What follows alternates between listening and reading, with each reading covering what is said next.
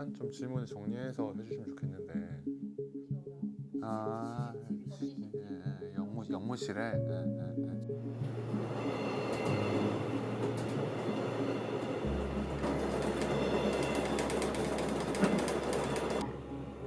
This stop is Dongwon. 언더그라운드라는 다큐멘터리는 기본적으로 이제 영화라는 형식을 띠고 있고, 영화라는 건 하나의 채널에 거의 선형의 내러티브를 가지고 설명해내는 방식이잖아요. 영화를 봤을 때 동시적으로 일어나는 일들을 한 번에 다 볼 수 없는 어떤 제약이 있다고 생각하는데, 그런 지점에서는 이번에 미술관 작업을 하면서 채널을 나누어서 했던 작업이 저한테는 되게 신기한 작업이었고, 처음에 제가 이 영화를 만들 때는 노동의 현장을 같이 체험했으면 좋겠다라는 얘기를 줄곧 해왔지만, 극장의 좌석의 위치나 상영 환경상 감각에 호소할 수밖에 없는 상황인데, 미술관에서 정말 이제 아이 레벨로 마치 내 눈앞에서 노동을, 그리고 그것을 같이 체험하는 듯한 어떤 환영? 이런 것들이 조건이 갖추어지니까 거기서 오는 감동 같은 게 있더라고요. 기존에 이 영화가 가진 일종의 독법이라고 했을 때, 미술관 넘어오면서는 그 독법이 좀 변한 것 같아요. 그게 사실 저는 좀 색다른 경험과 도전이었던 것 같아요.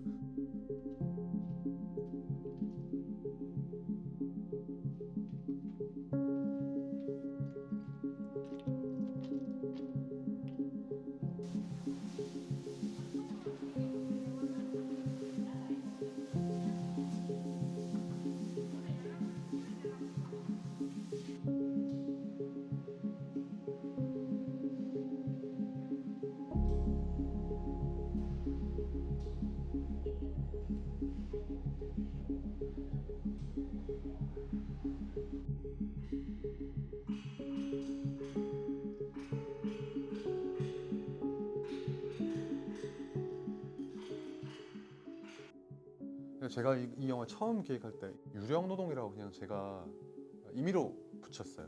보이지 않는 노동인 거죠, 한마디로 얘기하면.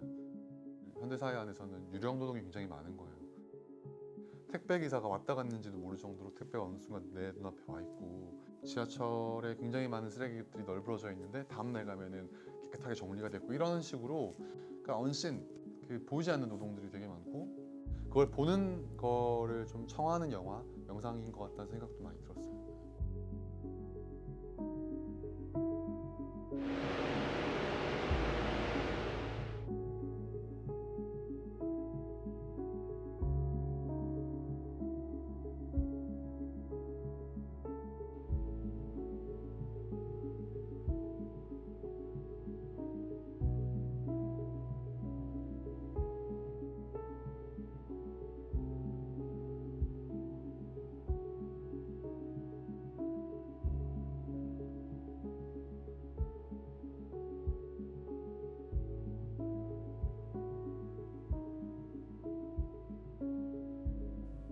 그러니까 우연이란 어떤 말을 하면은 낭만성이 강조되는 기분에 저는 그건 맞지 않은 것 같아요.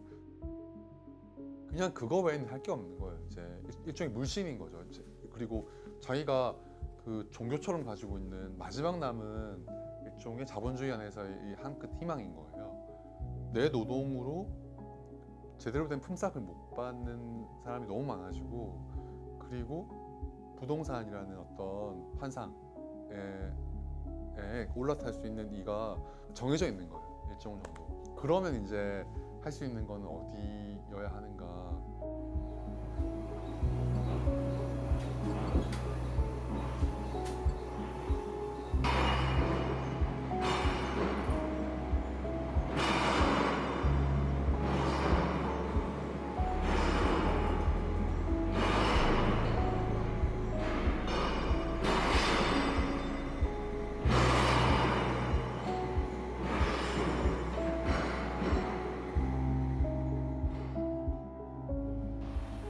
19세기 근대의 산물인 기차를 20세기의 그 노동의 방식으로 노동자들이 실제로 분리하고 조립하고 세척하고 이런 과정들을 겹치면서 기차를 다시 원상복귀시켜내거나 혹은 기차가 다니는 플랫폼을 청소하거나 이런 것들을 보여주면서 그 20세기 노동이 전반 지배하는 공간인데 실제로 그 공간에 21세기적인 어떤 노동의 형태가 도래하는 순간, 이를테면 무인 기관사가 오거나 이런 순간을 이제 표현하는 게 중요해서 19, 20, 21이라고 좀 정했지만, 그 외부 채널인 마지막 네 번째 채널, 제일 오른쪽에 있는 채널에서는 그 19살, 20살, 21살을 겪어내는 그 사회 초년생, 19살 때는 공업고등학교에서 기계를 만지는, 수리하는 일군의 정비 노동자로 크려고 했으나 20세에는 자기가 일하던 공장에서 기계가 무인화되는 과정을 거치면서 쫓겨나고, 그러다가 지금 할 일 없이 이제 비트코인 채굴장에 가서 일을 해야 되는 어떤 상황들. 어느 순간 한국 사회에서는 이 몸으로 일하는 것들에 대한 값어치를 너무 낮게 산정하거나 혹은 그걸로 더 이상 이제 집을 사거나 할 수 없는 상황들, 그래서 결국에는 이제 비트코인 이런 걸 할 수밖에 없는 상황들로 내몰리고 있잖아요. 심지어는 언론 매체들에서는 영끌족이라 하면서 청년들에게 막 그런 어떤 이미지를 더 씌우는데, 그 뉴스를 가만히 보면은 마치 비트코인이라든가 주식을 더 해라는 듯한 부추기는 뉘앙스의 뉴스나 기사가 훨씬 많죠. 그래서 저는 그런 걸 좀 이 영상 안에서 얘기하고 싶었던 것 같아요.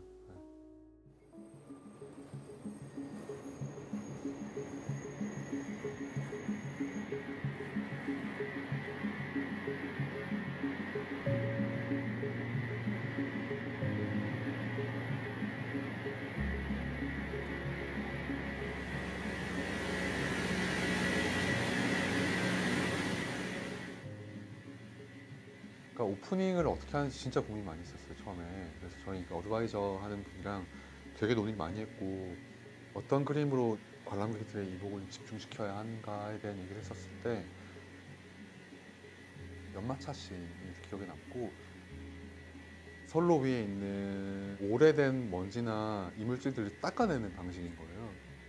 이게 압도적으로 보이기도 하고 아름다워서 엄청 좋아하거든요. 이 19세기의 산물인 열차라는 걸 좀 보여줄 때 은유적으로 뭔가 불을 뿜으면서 이제 열차가 오잖아요.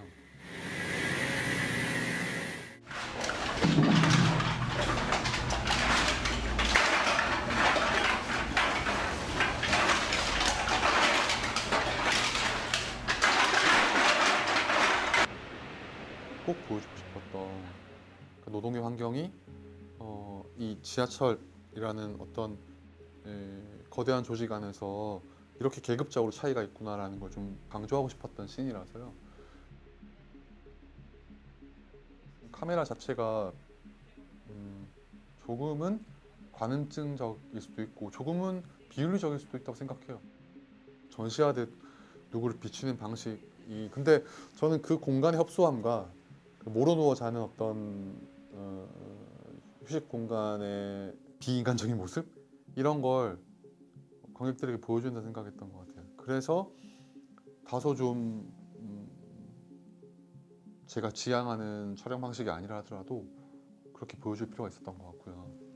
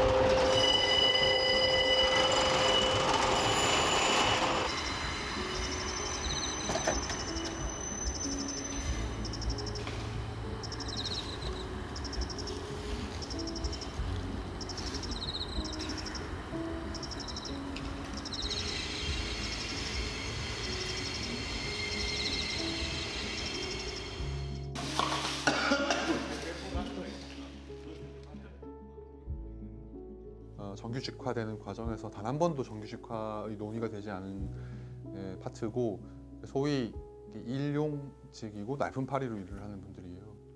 그래서 이분들이 일하시는 장면을 보면 실제로 가장 힘들거든요. 선로 교체라는 게 막 몇 톤짜리 침목을 같이 들어서 옮겨와서는 그걸 교체시키고 선로를 교체한 이후에 고르지 않은 땅을 막 드릴로 이렇게 분쇄해서 땅을 고르게 만들고 이런 것들이 그 야간에 새벽 1시부터 한 4시 사이에 일을 해내야 되거든요. 그런 분들의 노동은 진짜 보이지 않는 노동이고 그걸 좀 강조해서 보여주는 게 전 중요했고 그 노동을 촬영할 때 인상적이었던 게 저희가 3번째인가 4번째 촬영 나갔을 때 갑자기 정전이 되는 거예요. 그래서 발전기를 막 끌어와서는 그 발전기를 불어 켜서 노동을 하는 모습들을 그 장면들이 이 표현이 어떨까 모르겠는데 되게 아름다웠어요. 네.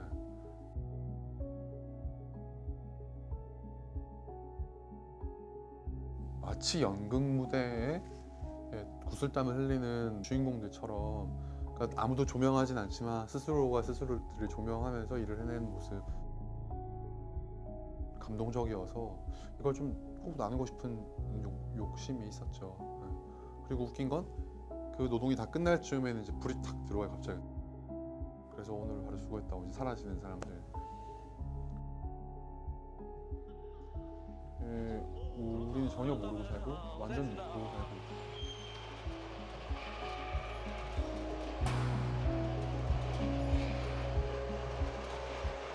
언더그라운드라는 제목을 가져오게 된 연유도 그런 거예요. 그러니까 지하에서 일한다는 지하철에서 일한다는 단순한 의미 이외에도 어떤 상태적 의미가 있는 것 같아요.